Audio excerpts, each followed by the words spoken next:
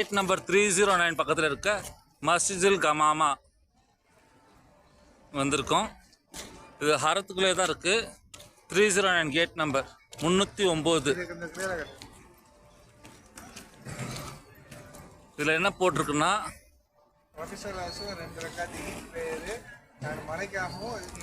it is the last place in which the Prophet may Allah praise and peace be upon him prayed the 2 Eid and prayers for rain as the Rashidun Caliph Uthman bin Affan, may Allah be blessed with him, prayed in it during this succession, and this mosque was known as the prayer hall and called it has been surrounding the area. The first Hijri century is among the mosques and chapels built by the Umar bin Abdul Aziz when he was the Prince of Medina.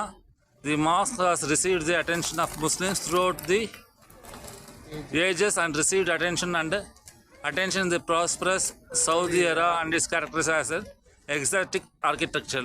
இது வந்து ரசூல்லா வந்து பெருநாள் தொழுகையும் மலைக்காண்டியனை தொழுத இடம். பள்ளிவாசல் ரொம்ப புராதனமாக இருக்குது.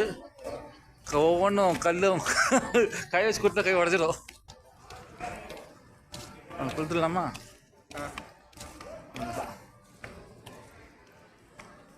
சரி, வாசல் இருக்காம காட்டு.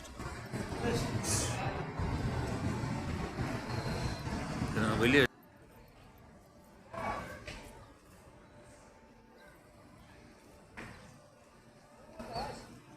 அது லேடிஸ் சைட்ஸ்க்கு, இது ஜென்ட்ஸ்.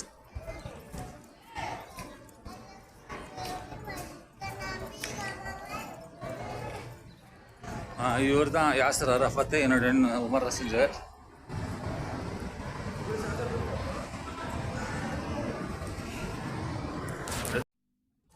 மஸ்ஜித் கமாமாவில் 2 ரக்காயத்து சுன்னத்தான் தொழுதாச்சு.